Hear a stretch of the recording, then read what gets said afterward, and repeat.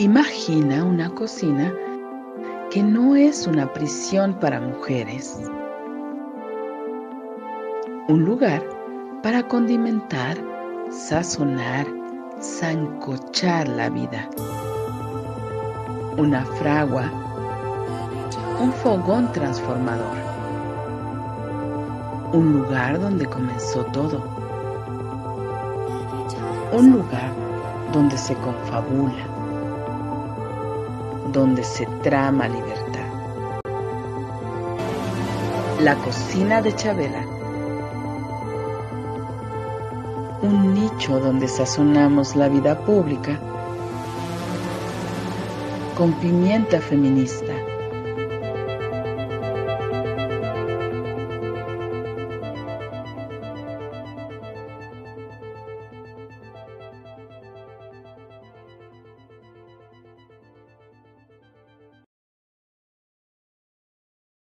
¿Qué tal? Muy buenas tardes, bienvenidas, bienvenidos. Esta es una emisión más de La Cocina de Chabela, la de los miércoles.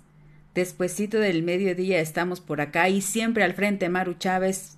Bienvenida, Maru, linda tarde. Hola, ¿qué tal? Muy buenas tardes, bienvenidas, bienvenidos, bienvenides a esta Cocina de Chabela del 27 de septiembre de 2023. Estamos en la 106.1 de FM en la Ciudad de México, ya saben, Violeta Radio, y en www.violetaradio.org nos pueden escuchar, además en algunas aplicaciones de radio, como es Radio Garden, esta bonita aplicación que tiene un mapa mundi que señala las estaciones, muy bonito, y en Radio México, porque parece que algunas personas que utilizan iPhone o Mac no pueden sintonizarnos siempre a través de nuestra página web violetaradio.org. Pues bien, Ceci, hoy es 27, lo acabo de mencionar, y es un día antes de la conmemoración del Día Mundial por la despenalización del aborto. Este día se empezó a conmemorar en América Latina. Recuerdo hace como 20 años que decíamos el Día por la despenalización del aborto en América Latina. Y es una fecha que se ha convertido en una fecha mundial, y de eso vamos a conversar esta tarde con nuestra invitada Fernanda Castro. Pero antes de entrar al tema, pues muchísimas gracias, como cada miércoles, Ceci Figueroa, por estar en los controles técnicos de esta transmisión, La Cocina de Chabela, de los miércoles al mediodía, y pues también en esta conversación en donde tu presencia, tus comentarios, tus preguntas son fundamentales para el desarrollo de este tema. Gracias, Ceci. Gracias a ti, Maru, nos pintamos de verde no solamente este día, mañana, por supuesto, sino todo el mes y todos los días, y desde hace muchos años la lucha de las mujeres en México, en Latinoamérica, nuestras referentes, sobre todo a nuestras hermanas argentinas, chilenas, las sudamericanas, europeas, pues todas de una u otra forma hemos dado pasos que en conjunto pues han contribuido a los avances que hemos tenido al respecto, y estamos aquí en el país en un contexto muy interesante, por supuesto, del cual pues vamos a hablar con nuestra invitada, que ya desde hace algunos minutos está acá presente con nosotras, Fernanda Castro Tarinda. ¿Qué tal, Fernanda? ¿Cómo estás? Linda tarde, bienvenida. Hola Ceci, hola Maru, pues muchas gracias por la invitación. Siempre he sido fan de este programa, así que es un gusto estar aquí con ustedes hoy y con todo su auditorio. Es un gusto para nosotras, Fernanda. Pues, Fernanda, tú eres una especialista en este tema, eres licenciada en Relaciones Internacionales por la UNAM, y además actualmente laboras en el grupo de información en reproducción elegida. Entonces, tienes un dominio bastante amplio y completo de el tema que es la despenalización del aborto. Y yo quisiera que iniciáramos, bueno, no es una tarea sencilla hacer un panorama general, pero justamente por este avance, creo yo, que ha habido para posicionar el tema del derecho de las mujeres a decidir como parte fundamental de su vida y de los derechos humanos de las mujeres, pues cómo se ha ido instaurando, cómo hemos ido avanzando para visibilizar este derecho en el mundo. Gracias, Maru. Y con qué buena pregunta comenzamos, porque justo yo como buena internacionalista me voy a permitir darles unos datos a nivel internacional, ¿no? Poner esta coyuntura y luego nos vamos al contexto mexicano. Entonces, bueno, a mí me gustaría mucho decir que desde los 90, este Día de Acción Global por el Aborto Legal y Seguro, por la despenalización, por supuesto, ya estuvo en las agendas feministas, ¿no? Desde aquel quinto encuentro feminista latinoamericano, ¿no? En donde se hace la declaración de San Bernardo, ¿no? En donde decidimos que ya era tiempo de poner un alto a que el Estado legislara sobre nuestras cuerpas sin preguntarnos, ¿no? Y sin siquiera conocer las necesidades de todos los contextos existentes de todas las mujeres en la región y en el mundo. También recordemos que tenemos la Plataforma de Acción de Beijing en el 95, ¿no? Que ya habla sobre los derechos sexuales y reproductivos, ya toca el tema de que es necesario que el Estado garantice el acceso a métodos anticonceptivos y también al aborto. Entonces, creo que ya vamos teniendo un marco en los 90 de derechos humanos a nivel internacional muy importante que después se va a traslapar a las legislaciones nacionales correspondientes, ¿no? Entonces, también tenemos la CEDAW, muy importante, ¿no? Tenemos el Acuerdo de Montevideo. Entonces, creo que actualmente ya tenemos un marco, como les digo, bastante fortalecido, ¿no? Ahora la pregunta es cómo eso se tradujo a las agendas nacionales. Entonces, bueno, recordemos también que la marea verde ha sido esencial y pieza fundamental en nuestro continente, específicamente hablando de Latinoamérica. Las argentinas, nuestras hermanas argentinas, pues son clave en esta pieza, ¿no? Y gracias a ellas tenemos esta expansión en el continente de este maravilloso color verde que tengo atrás y que porto también muy orgullosamente siempre, también acá desde Gire. Y que también afortunadamente también vemos que esta ola, porque Latinoamérica es pionera en hacer esta incidencia social que va a impactar en las agendas legislativas, y ya también estamos viendo movimientos fuertes en Europa, ¿no? Aunque allá esté despenalizado desde hace mucho tiempo, vemos que sigue habiendo a veces de pronto restricciones, ¿no? En África, no se diga, las compañeras africanas tienen una ola ahorita, un despertar muy importante, ¿no? También lo vemos en el sureste asiático, bueno, en fin, tenemos un contexto internacional que yo digo ya es verde, ¿no? Un tsunami verde que ya va a ser imparable, ¿no? Y en el caso de México ya se viene una ola que va a ser, o sea, ya no vamos a poder frenar. Y yo espero igual y soy una utopista, pero ya no tanto, gracias a esta sentencia de la Corte que tuvimos el pasado 6 de septiembre, de la cual estamos muy contentas desde Gire, que ya vemos que viene una ola fuerte en cada entidad federativa, ¿no? Pero entonces, bueno, ahorita pasamos ese tema. Y bueno, igual me gustaría compartirles un dato que nos comparte el Centro de Derechos Reproductivos. Nos dice que en los últimos 30 años, más de 60 países a nivel mundial han liberalizado sus leyes de aborto, ¿no? O sea, esto nos dice que nos da es un dato muy esperanzador, porque si bien cada país tiene sus regulaciones, sus especificaciones, vemos que sí hay una tendencia allá a que se libere, ¿no? Que se saque el aborto de los códigos penales. Ahorita justo en Argentina, con el famosísimo hashtag Nem presa, nem morta, ¿no? Ahorita en este momento está parada la discusión en su Tribunal Supremo, pero ya está ahí, ya está en la mesa, las feministas brasileñas ya están presionando. Ahorita creo que un grupo de senadores en Brasil propuso un plebiscito para preguntarle a la sociedad brasileña qué opinaba sobre el aborto. Creo que viene claro que su motivo de hacer este plebiscito es para demostrar que la sociedad brasileña es provida, pero realmente una encuesta estábamos viendo en internet que ya hicieron una encuesta a algunas agrupaciones feministas y la sociedad está opinando lo contrario. Entonces igual y se van a dar de topes estos senadores brasileños. Entonces, bueno, vamos a ver si en los próximos días también las hermanas brasileñas se suman a esta importante ola aquí en Latinoamérica.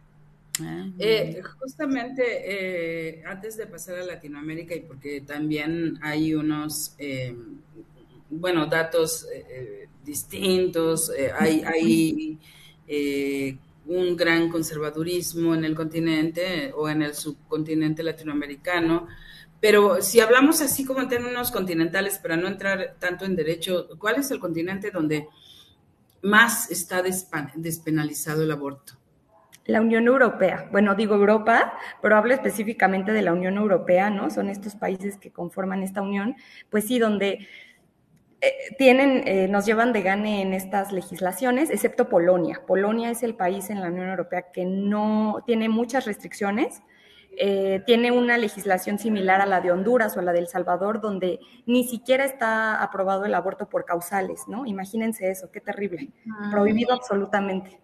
Pero esto viene a partir justamente de las transformaciones de los sistemas político-económicos y sociales que hubo a finales de los 80 y todos los 90 en lo que se llamaba los países que estaban detrás de la cortina de hierro, o países socialistas, porque estos países despenalizaron, incluso legalizaron desde principios del siglo XX. Así es. Sí, la URSS fue la primera, ¿no? Claro. Luego hay un retroceso cuando se transforma, aparentemente se democratiza, cosa que no es cierto, Polonia, y vienen todas estas restricciones, ¿cierto? Así es, sí, justo, y qué bueno que lo mencionas, Maru, porque es muy importante tomar en cuenta el contexto político en el que nos encontramos, ¿no? El contexto económico también, incluso, déjenme decirles que hay algunos países en África. África es el único continente en donde existe una causal por causas económicas que se permite el aborto, ¿no? Es muy interesante estas causales, no son muchos, pero sí el continente africano creo que es en donde solo existen estas causales, ¿no? Por motivos de que la persona gestante o la mujer vive en condiciones de extrema pobreza, ¿no? O está en algún conflicto civil armado, entonces se permite el aborto por esas causas, ¿no? Definitivamente el contexto tiene mucho que ver y justo la sociedad civil organizada feminista, el movimiento feminista en general, pues también hay cosas que de nosotras no depende, ¿no? Por más que quisiéramos y pues por ejemplo en Estados Unidos, ¿no? El alza de la ultraderecha y el ultraconservadurismo provocó que fuera en retroceso esta famosísima ley Roe contra Wade, que ya tenía prácticamente su despenalización federal y va en retroceso y ahora vemos estados como Texas, ¿no? Que tienen mayoría republicana que están provocando un retroceso muy importante, ¿no? Incluso ahorita les comparto, no sé si ya lo hayan visto, es muy reciente esta nota del turismo de aborto que está provocando este retroceso en Estados Unidos y se están viniendo a México a abortar, ¿no? Gracias a esta última sentencia de la Corte están llegando casos ya de mujeres estadounidenses o personas con capacidad de gestar acá a México para acceder a un aborto seguro y gratuito, por supuesto. Entonces está muy interesante esa coyuntura también. Veamos qué sucede también con, por ejemplo, Honduras, Nicaragua, ¿no? Que tienen leyes restrictivas absolutas. Entonces también República Dominicana, Haití, que tienen contextos muy difíciles. Tremendo. Y bueno, yo creo que, no sé, como región latinoamericana, entre el movimiento feminista latinoamericano, cómo podríamos empujar esto, ¿no? En espacios como la CEPAL, ¿no? En la Conferencia Regional de la Mujer, que se viene a México, ¿no? La próxima sesión es en México. Hablar de esto, acaba de pasar la Asamblea General de Naciones Unidas, se viene CEDAW, ¿no? Se viene el informe de asuntos para México, a ver qué nos dicen las expertas este año, pero definitivamente yo espero que podamos todas hermanarnos y empujar agendas incluso a nivel regional, ¿no? Regresándonos un poquito a Europa, lo que está plasmado en las legislaciones de los integrantes de la Unión Europea está en concordancia con la posibilidad de que las mujeres que deseen interrumpir el embarazo tengan acceso a los servicios. ¿Sí hay una concordancia? La verdad, Ceci, es que no tengo tan rastreado los servicios. En algunos países, los nórdicos, por supuesto, te puedo asegurar que sí, porque incluso en el examen periódico universal de derechos humanos, a los cuales los países exponen cada 5 años, o sea, estos países son los primeros siempre en lanzar, se sienten muy seguros de lo que tienen, ¿no? Entonces se sienten muy seguros de lanzar recomendaciones a otros países, pero tengo entendido, por ejemplo, que en el caso de Irlanda del Norte, tienen ahí algunas restricciones, los servicios no se están garantizando, incluso por motivos. Ahora, yo creo que valdría la pena analizar este tema de si efectivamente es accesible con un enfoque de interseccionalidad, porque yo creo, y estoy también segura, que las mujeres blancas, ¿no?, con privilegios, claro que van a acceder a una clínica, a una Planet Parenthood o a una clínica privada de aborto, incluso a sus clínicas de seguridad social. Pero las mujeres migrantes, que son las más en este momento en Europa, ¿qué está pasando con ellas, no? No estamos teniendo datos claros, accesibles. Entonces, me parece que ese tema hay que revisarlo con más cuidado. Uh-huh. Y regresando a nuestro subcontinente, digo, Estados Unidos es un tema, ya lo mencionaste, hay retrocesos en algunos estados, aunque tenían pues ya décadas con el aborto legal. Y en Canadá, ¿cómo está? ¿Cómo está la situación de Canadá? Por compañeras que de hecho están allá en Canadá, no me han mencionado que hayan tenido algún obstáculo, ¿no? O sea, compañeras canadienses, otra vez, muy específicamente, pero me han comentado que no están seguras tampoco, pero puede ser que sí haya algunos obstáculos para mujeres migrantes, ¿no? Nuevamente tocando el tema, y que hay un racismo intrínseco muy fuerte, ¿no? También no vemos muchos datos, incluso en México no los tenemos, creo que en Canadá tampoco, sobre cómo están accediendo las personas de la comunidad LGBTQ+ al aborto, ¿no? Porque tenemos datos desglosados binarios, los clásicos que tenemos, ¿no? Mujeres, bueno, mujeres u hombres en ciertos temas, y en el caso del aborto, mujeres, pero no especifican cuántos hombres trans, por ejemplo, están accediendo a un aborto, cuántas personas no binarias, cuántas personas a género, ¿no? Creo que a esto vamos, es la siguiente lucha, es lo que viene, ¿no? Ahora tenemos que poner justo este tema en la mesa porque, les digo, creo que hay que tocar el tema desde una perspectiva interseccional, y justo este año la Marea Verde en México va a gritar que el aborto tiene, o sea, la Marea Verde es transincluyente, ¿no? Es un tema que todavía está generando rupturas en el propio movimiento feminista, no solo en México, a nivel internacional. Entonces, hablar del acceso al aborto tendría ya que incluir estas aristas, ¿no? Uh-huh. Entonces, pero hablando específicamente del tema de Canadá, tengo entendido que no hay obstáculos generales al acceso, ¿no? Porque lo tienen despenalizado, lo tienen incluso tú vas, lo pides, te lo dan. Uh-huh. Sin embargo, sí hay estos pequeños punteos sobre si perteneces a un grupo LGBTQ+ o eres migrante, ¿no? Hay que revisar eso. Y ese es un buen punto que quisiera profundizar un poquito más tarde, pero antes de entrar a nuestro país, así en términos generales, entonces podemos considerar que la mayoría de los países en América Latina no ha despenalizado el aborto. Así es. De hecho, los únicos países que tienen despenalizado el aborto en América Latina, y de hecho me encantó porque los quise tener muy a la mano y apuntarlos para tenerlos así, es Uruguay, por supuesto, Guyana, la Guyana francesa, obviamente Argentina, ¿no? México con sus aristas, son los países que tienen, y Colombia, por supuesto, Colombia con el gran movimiento de causa justa, somos los únicos países en América Latina que tenemos despenalizado y que ya hay grandes avances legislativos, ¿no?, en la materia. Mientras tanto, Brasil, ¿no? Chile, Suriname, Venezuela, República Dominicana, Haití, prohibiciones. Perú, Ecuador, Paraguay, Bolivia, Perú no, Centroamérica. No, Centroamérica no. De hecho, Centroamérica es la región con más restricciones. Honduras, Nicaragua y El Salvador lo tienen restringido sin causales. Eso es terrible. Porque, o sea, las niñas están pariendo en Honduras y en Nicaragua y en El Salvador. Ni la causal de violación no existe.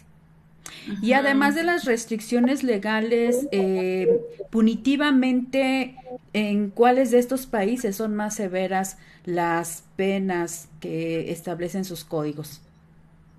No he hecho un análisis exhaustivo de cada código penal, porque además hay que ver también cuáles son los que tienen códigos penales, están federalizados o son únicos, ¿no? Por ejemplo, en el caso de Brasil, es único el Código Penal Federal. Entonces, si pasa la despenalización, va a ser un carnaval entero para las brasileñas, porque su Código Penal es único. O sea, entonces va a aplicar para todos, ¿no? Pero, por ejemplo, tienes a Honduras, tienes a Nicaragua, no sé de cuántos años sean las penas. Me parece que en algunos códigos que he leído, por ejemplo, el de Brasil, creo que la pena es de hasta 3 años. 3, 5 años, por ahí van las penas más o menos. Lo importante de recalcar aquí es que efectivamente están en el Código Penal, ¿no? Sí. O sea, de nuevamente, este brazo derecho del Estado, la justicia punitivista que sigue siendo el pan de cada día en América Latina, es lo que está, o sea, creo que eso es a lo que tendríamos que transformar, ¿no? O sea, no basta con no basta con derogar los artículos de sus códigos penales, sino de verdad hablar de quitar el aborto totalmente de la agenda penal y seguritista, ¿no? De los países. Ya. Bien, pues definitivamente una lucha es necesaria una lucha de muchas alianzas y de mucho apoyo internacional entre organizaciones feministas. Sin embargo, pues creo que es arduo, es sumamente arduo, porque cada país tiene que modificar sus propias leyes. No basta con que haya una recomendación, un mandato que esté puesto en una plataforma de acción como Beijing o como lo que has mencionado, la CEDAW, etcétera. Pasándonos a nuestro país, México, que además también tiene sus propias complejidades, justamente me gustaría que hablaras de por qué no se ha podido, o si sí vamos hacia allá, pero por qué a la fecha no se ha podido despenalizar en todo el país. Miren, aquí yo voy a ser muy honesta, igual no soy abogada, igual y peco de soberbia, pero yo de verdad con todos los años que he seguido el movimiento y las despenalizaciones, cómo se han dado y demás, yo creo que ha tardado tanto porque imaginemos, la despenalización de la Ciudad de México fue en 2007, ¿no? La reforma creo que salió en 2008, si no me equivoco. Y la siguiente despenalización fue Oaxaca hasta 2019. ¿Cuántos años pasaron? ¿No?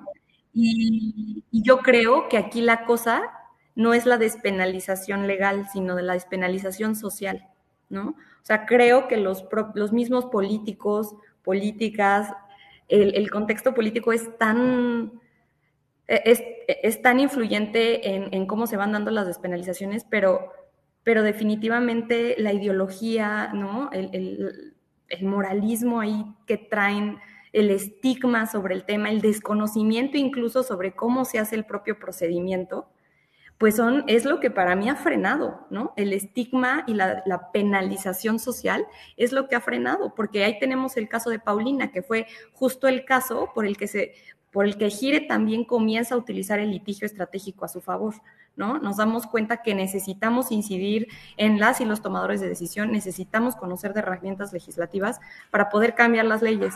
Y entonces el caso de Paulina, si no lo han escuchado, búsquenlo, es muy interesante. Elena Poniatowska escribió sobre el caso de Paulina. Fue una niña que a sus 14 años fue violada, sufrió una violencia sexual por parte de un delincuente, de un asaltante que entró a su casa a la mitad de la noche, la viola, ella queda embarazada y el estado de Baja California le niega el aborto. Eso fue en 1994, 95, una cosa así.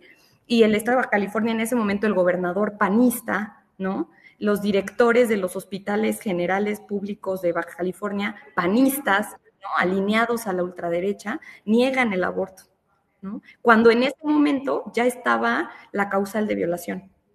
O sea, en ese momento Paulina sí tenía derecho a acceder a un aborto por la causal de violación, y aún así se la negaron.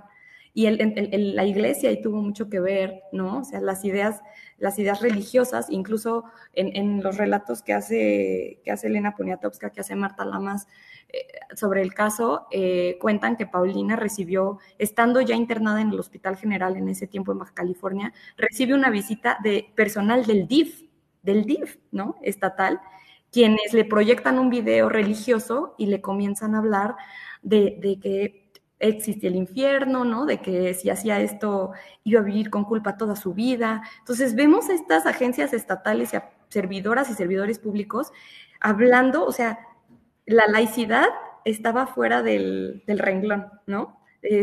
Hablando desde opiniones personales, posturas religiosas. Entonces es una violación claramente a los derechos humanos. Y Paulina fue obligada a parir, ¿no? Una niña de 14 años fue obligada a parir por su mismo estado y por ideas simplemente religiosas.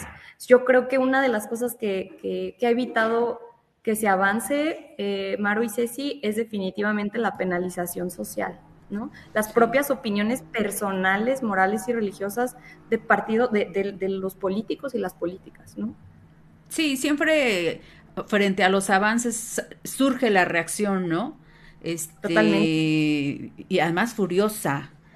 La reacción en medios, la reacción en la calle, está ahí muy presente de los pasos que va dando el movimiento.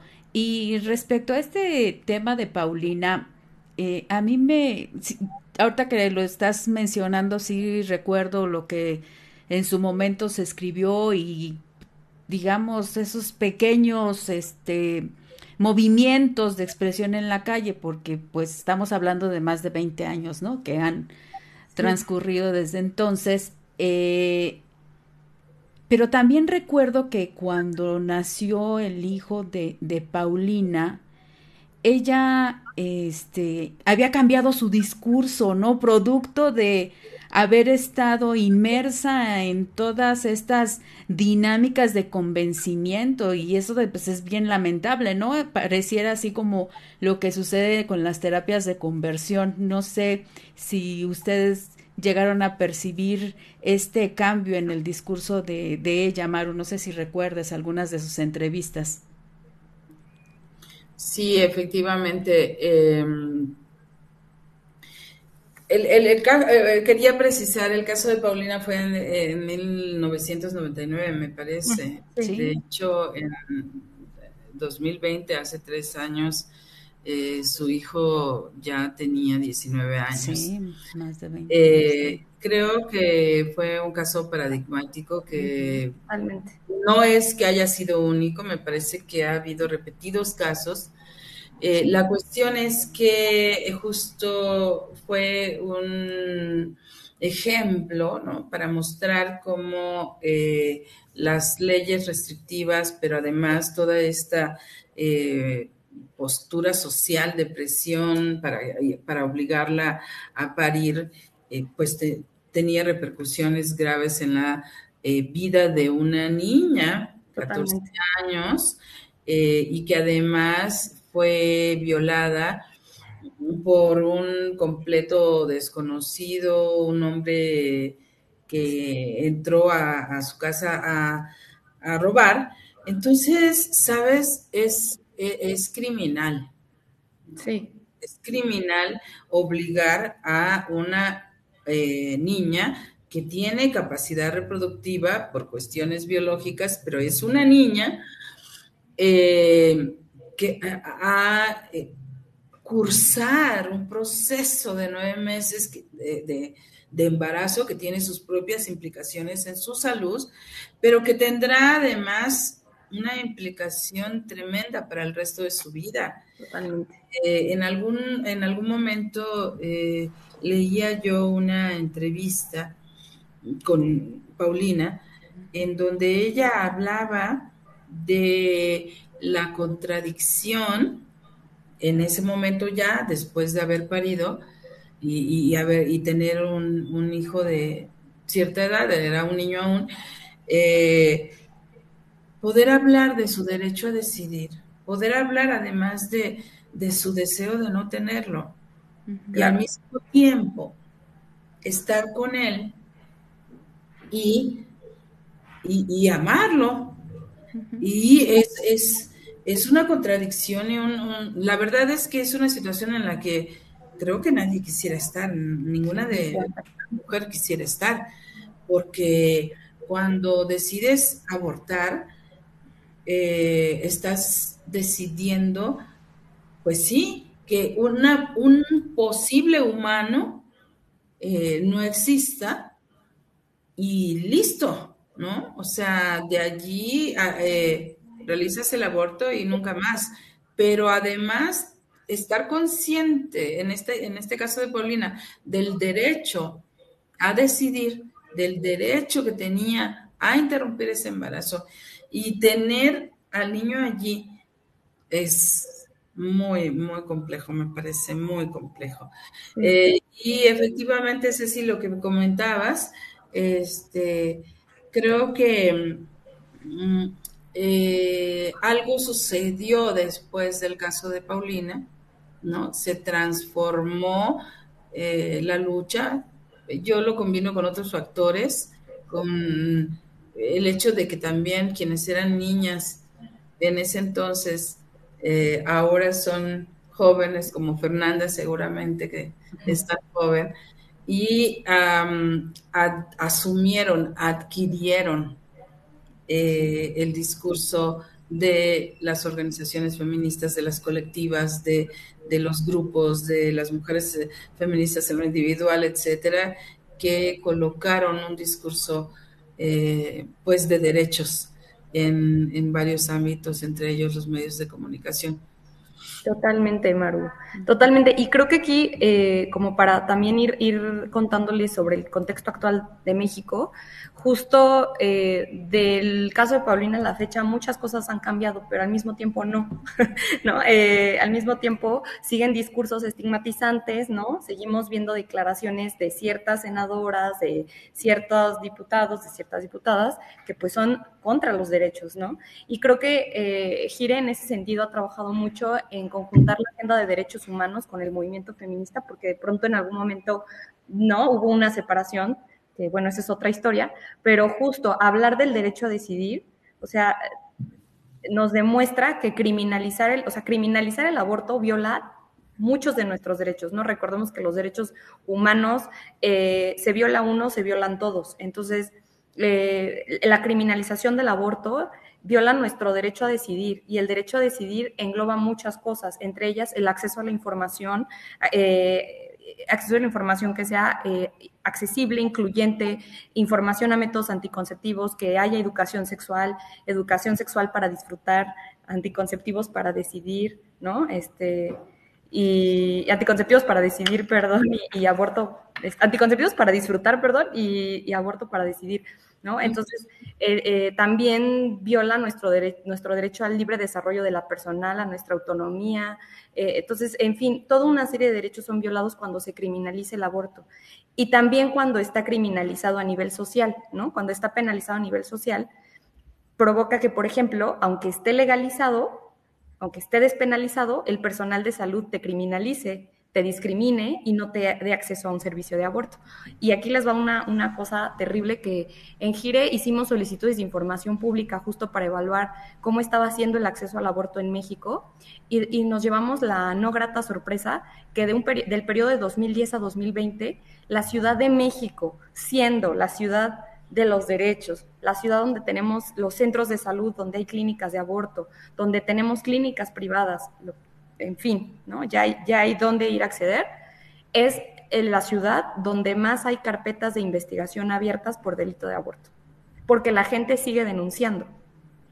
Entonces, eso fue un dato así que nos dejó a todas impactadas, porque creíamos que ya habíamos alcanzado una victoria y no, ¿no? Pero, Los datos...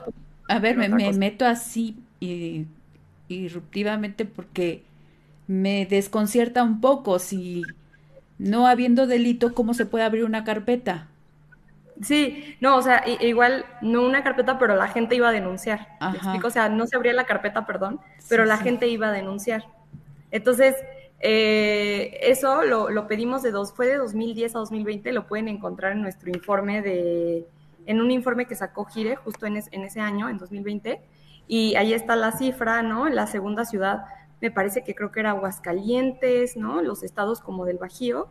Entonces ahí fue cuando dijimos que era importante comenzar a hablar de la despenalización social, ¿no? Porque cuando hay una penalización social y cuando seguimos viendo estigmas, el acceso sigue siendo obstaculizado, ¿no? También, por ejemplo, o sea, ahorita a lo que también les quería platicar era que la lucha que se viene, porque yo creo que ya van a ser inevitables las despenalizaciones a nivel de entidad federativa.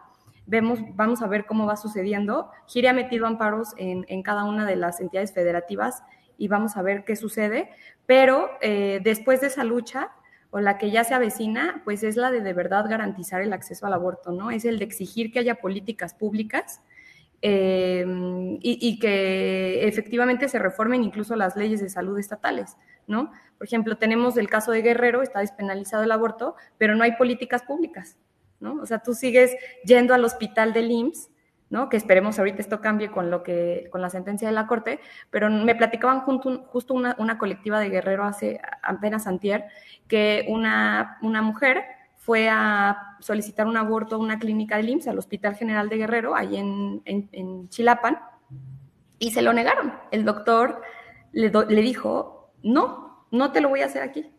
No, pero pues por objeción de conciencia, porque no te lo vamos a hacer aquí, busca otra solución, no te lo vamos a hacer aquí. Entonces me dijo que estaban impactadas todavía de que sigan casos así. No sé si sean la mayoría, ¿no? Habría que pedir datos públicos sobre eso, ¿no? Hay que pedir solicitudes de acceso a la información pública, pero es gracias a la red de colectivas y de acompañamiento que estamos sabiendo estas cosas y estos casos, ¿no? Que creo que mañana vamos a tener que gritar con mucha voz, porque efectivamente esa es la lucha, va a ser la lucha más difícil.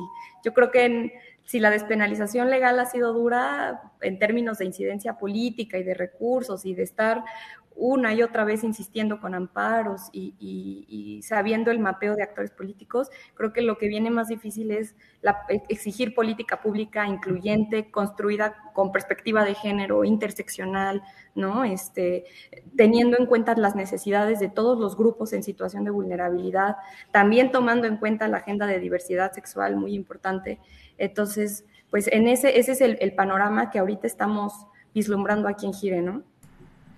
Teniendo en perspectiva que pues lo más probable es que para el siguiente año tengamos una mujer en la presidencia de la República, ¿crees que el panorama pueda cambiar? ¿Crees que la situación pueda ser más fácil, que el avance pueda facilitarse?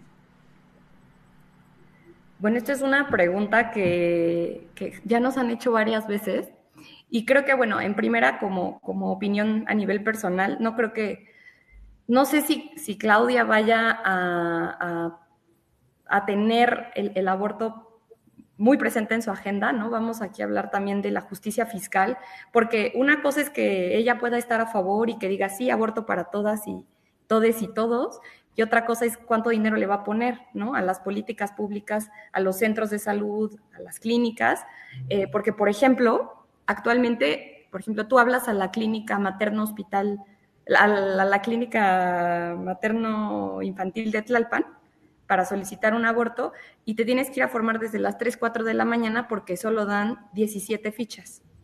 O tú vas a la clínica, a diferencia de que, por ejemplo, si vas a un centro de salud que está en Mariano Escobedo, ahí dan, en la clínica de Tlalpan dan 5 fichas al día y en Mariano Escobedo, que está en Polanco, te dan 17 fichas al día, ¿no? Y eso tiene que ver también con una cuestión de presupuesto y del personal disponible para hacer para realizar una ILE.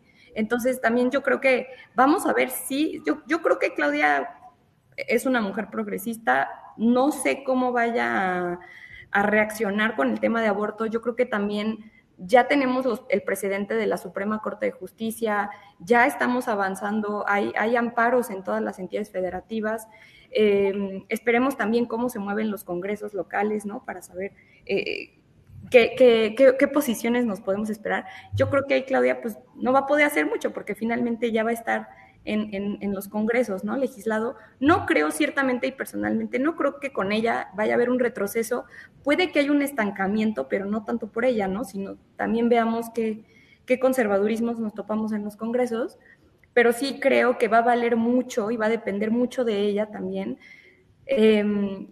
cuál sea su estrategia para ponerle más presupuesto a esta agenda que tiene que ver con la salud pública y, por ejemplo, cuánto le va a destinar al ejército, ¿no? O sea, creo que ahí sí esas cosas, yo al menos no voy a quitar el dedo del renglón, porque la agenda de salud pública es una agenda urgente en México, ¿no? No solo hablando del aborto, violencia obstétrica, corresponsabilidad, trabajo, vida personal, políticas flexibles en los trabajos, medicamentos, acceso a medicamentos, en fin, una agenda muy amplia que creo que es urgente que se atienda y que pues la agenda del aborto está dentro de ella, ¿no? Ya que hablamos de agendas y de cuestiones como de ámbitos de toma de decisiones, una cosa es el Ejecutivo, que por supuesto tiene la facultad para enviar iniciativas de ley al Legislativo. De hecho, la senadora Olga Sánchez Cordero, cuando fue secretaria de Gobernación, ella envió la iniciativa al Congreso. Pero justo hablando de estas distintas tomas de decisiones, ¿cómo evalúas lo que ha hecho la Suprema Corte de Justicia al respecto? Es decir, en términos como de medir los avances, ya sabemos que el primer congreso en despenalizar fue el de la Ciudad de México. Después, pues cada uno de los estados, como Oaxaca o Hidalgo o Veracruz, ha sido una acción legislativa la que ha permitido la despenalización. Pero, ¿cuál es la diferencia con las sentencias o resoluciones de la Suprema Corte de Justicia, como en el caso de Coahuila, y más recientemente lo que sucedió el 6 de septiembre? ¿Nos puedes explicar un poquito a detalle? Sí, claro. Pues miren, justo con lo de Coahuila nos pusimos muy contentas porque justo fue una sentencia que obligaba, ¿no? Que declaraba una acción de inconstitucionalidad y obligaba al Estado de Coahuila justo a derogar los artículos que penalizaban, que ponían, ¿no? Como delito el aborto dentro de su Código Penal.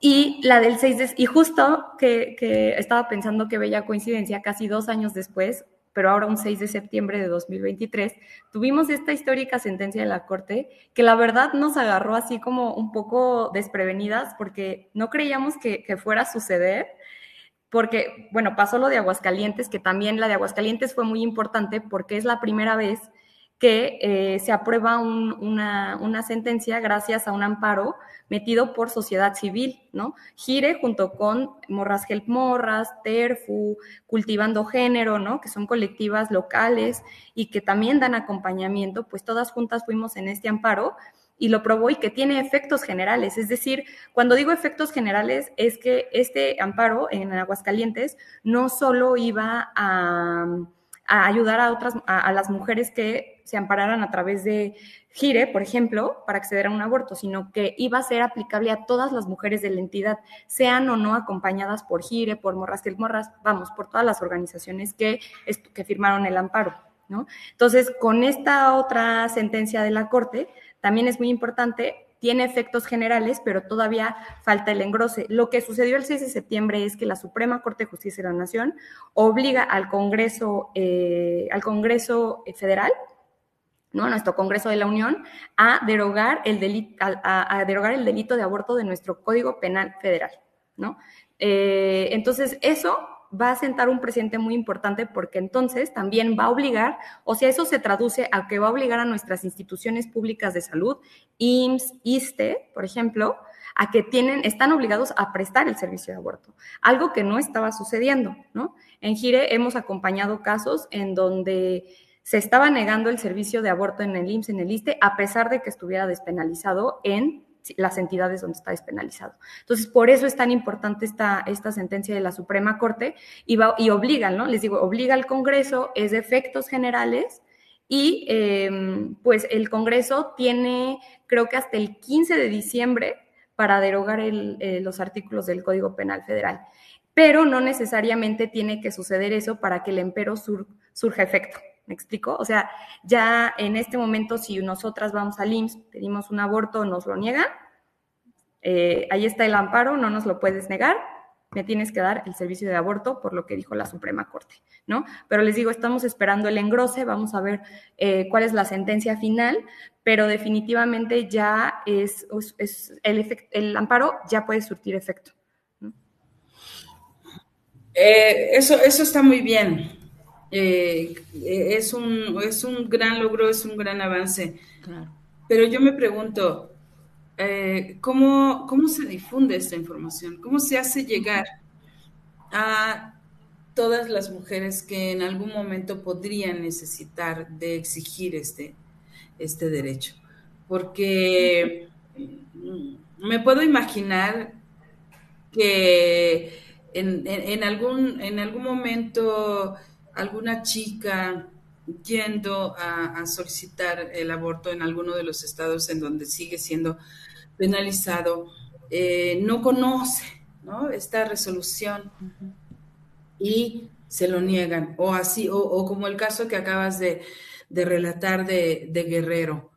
¿Qué necesitamos hacer para que se conozca esta información, para que este amparo realmente sea una herramienta que apoye a la exigencia del derecho? Pues qué buena pregunta, Maru, porque justo aquí viene un tema que a mí me mueve mucho y que es parte de lo que yo hago en Gire, que es la red, conectar a todas las colectivas y al mayor número, a la mayor cantidad de organizaciones posibles, ¿no? Conectarlas, contactarlas, siempre desde acá estamos poniendo al servicio el acompañamiento de litigio que tenemos acá en Gire, pero de pronto es muchísimo para una sola organización, ¿no?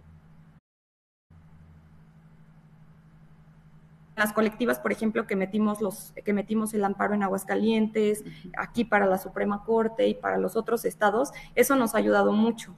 Aquí ha sido vital las redes de organizaciones y de colectivas y estamos en eso, ¿no? Nos llegaron, por ejemplo, el 6 de septiembre, justo yo elegí ir al dentista ese día, muy mal día para ir al dentista. Bueno, pues tuve que tomar mi consulta viendo el teléfono porque nos llegaron un montón de preguntas de colectivas de Morelos, ¿no? Colectivas estados donde no está despenalizado y es donde más les estaba importando, ¿no? Oigan, ¿esto tiene efectos aunque no sea un estado despenalizado?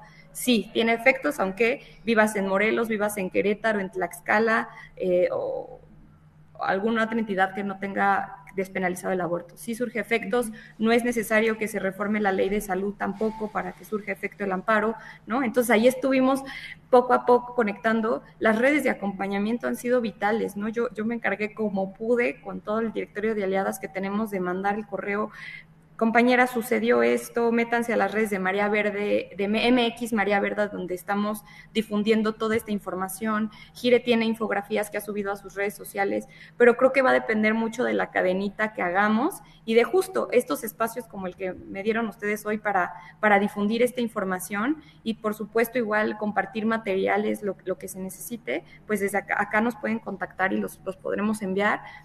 También el día de mañana, el 28S, estaremos pues difundiendo lo que sucedió en la corte. La cita es a las 2 de la tarde en la Glorieta de las Mujeres que Luchan, vamos a estar ahí repartiendo pañuelos verdes y también pues difundiendo la información sobre esto que acaba de suceder en la Corte, pero creo que yo pongo mucha esperanza en toda nuestra red feminista, ¿no? A nivel local, a nivel estatal, y también las servidoras públicas, ¿no? Que están en espacios de toma de decisión, muy importante que ellas tengan esta información bien entendida, la tengan a la mano, para que pues también puedan hacer política pública, ¿no? Principalmente instituciones como el Instituto Nacional de las Mujeres, justamente, el Centro Nacional de Equidad y Género y Derechos Reproductivos, ¿no? Secretaría de Salud, que es bien importante que lo tengan, y justo nos han buscado mucho, por ejemplo, la Escuela de Enfermería y Obstetricia, la Escuela Nacional de Enfermería y Obstetricia, nos buscó, oigan, pueden venirnos a explicar qué acaba de suceder, porque pues somos las enfermeras y los enfermeros que vamos a graduarnos, ¿no? Ah, bueno, pues a ver cómo le hacemos, ¿no? Les mandamos talleres,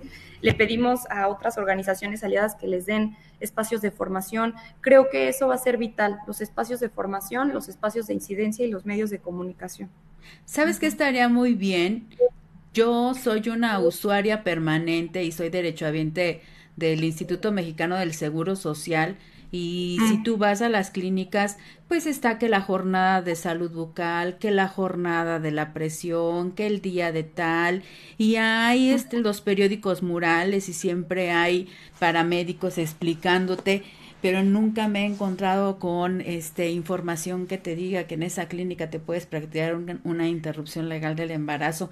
Habría que involucrar más a las instituciones de salud públicas, a hacerles saber a las derechohabientes y a las no, porque pues así lo ha mencionado el actual gobierno, de que aún no siendo derechohabiente tú tienes derecho a los servicios, pues que en esa institución te puedes practicar una interrupción. Creo que eso es importantísimo, Fernanda, sí. No sé cómo lo veas, pero no veo un involucramiento público, ¿no? Como que es un servicio que saben las instituciones que tienen que brindar, pero que no lo quieren dar a conocer, y esto pues es terrible, porque sumándome a la pregunta de Maru, ¿cómo le hacemos para que se conozca esta información, ¿no? Si las instituciones que tienen que hacer efectiva la ILE no están involucradas. Sí, es una gran pregunta y es justo por lo que estamos luchando también, lo que les decía de cómo garantizamos que efectivamente hay un acceso efectivo, ¿no? Que se garantice el acceso, esa es la lucha más difícil, y con la despenalización, despenalización social, ¿no? Que también es muy importante. Pero hablando, por ejemplo, ¿cómo le hacemos para incidir en las instituciones públicas de salud?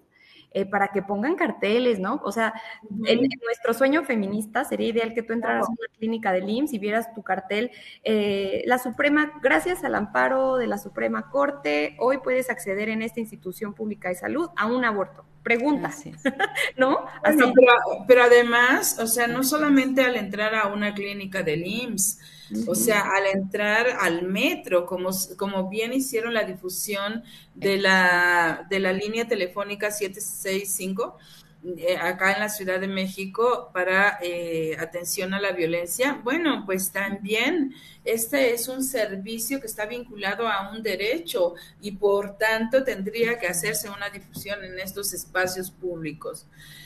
Pero pues yo creo que también sigue habiendo, a pesar de todo, sigue habiendo una especie de hablar en secreto del tema del aborto. Sí, y no hacerlo tan público. Esperemos que eso cambie, pero yo lo que quiero ofertar, Fernanda, es que si ustedes cuentan con información gráfica para redes sociales sobre cómo acceder, a dónde acudir y todo este tipo de cuestión, qué fue lo que la Suprema Corte aprobó, pues están nuestras redes sociales de Violeta Radio disponibles para que ustedes puedan hacer esa difusión. Esa es una oferta. Ah, pues excelente, Maru. Justo me encantan estas alianzas porque es lo que necesitamos ahora más que nunca. Por ahí les voy a estar compartiendo, y también para quienes están viendo, escuchando este programa, están las redes otra vez de MX Marea Verde, ahí está la información, y en las redes sociales de Gire. Así nos encuentran Gire en Instagram, en Facebook, y allí está la infografía de lo que sucedió con la sentencia de la Corte, este amparo que metimos. Y finalmente volver a recalcar el tema de la despenalización social. Eso es una de las cosas que vamos a gritar mañana. Es el gran tema pendiente, despenalizar socialmente, despenalizar entre los servidores y servidoras públicas del sistema de salud, despenalizar en nuestras familias, hablarlo abiertamente, poner el tema, aunque seamos las ovejas negras, las incómodas, pero las feministas ya estamos acostumbradas a eso. Entonces hay que hablarlo con nuestras abuelas, preguntarles cómo ellas en algún momento pensaron en esa opción, tuvieron esa opción, cómo era. O sea, creo que esas cosas hay que hablarlas y eso nos va a ir sumando, ¿no?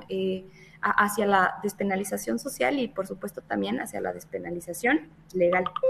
Oye, se me ocurre pensar que en esta idea de que puedas hablar con tus tías, con tus abuelas, a lo mejor en un espacio de sinceridad te vas encontrando que ellas tuvieron que abortar en la clandestinidad y con todos los riesgos en su momento, porque pues las mujeres siempre hemos abortado, ¿no? Entonces serían interesantísimas esas charlas al interior de las familias, por supuesto. Se nos agota el tiempo. También, después ya les paso el dato de las denuncias de la Ciudad de México para dejar claro ese dato. Sí lo tenemos, entonces se los va a pasar para que lo vean y no nos quedemos con la duda. Muy bien, pues hemos llegado al final de nuestro programa. Si tienen algún último comentario que compartirnos, reiterar la invitación a la concentración del día de mañana y la marcha en la monumenta de las mujeres que luchan, en donde se ubicaba antiguamente conocida como la Glorieta Colón, en Paseo de la Reforma, en la Ciudad de México, y seguramente en cada una de las entidades, en distintos estados, en ciudades diversas, pues también habrá concentraciones. Infórmense en sus estados en donde sucederá esto. Muchísimas gracias por estar acá con nosotras, Fernanda. Maru, quisiera compartir 2 mensajes que tenemos. Claro que dice Ferid Calixu que es muy interesante que hoy, justo en el Día Mundial del Turismo, le abre el panorama sobre el tema de los viajes para abortar. Interesante caso de estudio. Bien. Y Ana Miriam Valdés dice que es muy interesante el tema y nos saluda.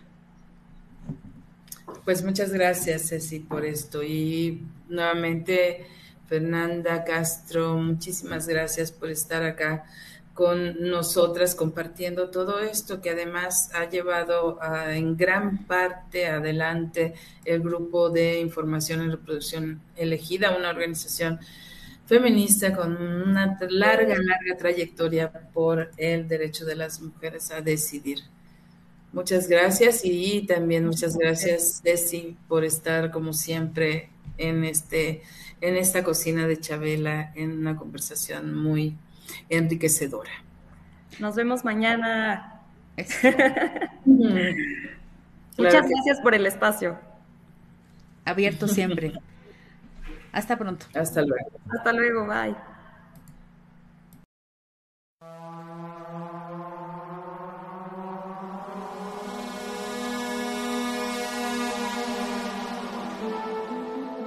Imagina una cocina que no es una prisión para mujeres. Un lugar para condimentar, sazonar, sancochar la vida. Una fragua, un fogón transformador. Un lugar donde comenzó todo.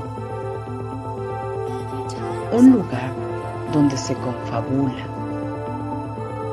donde se trama libertad.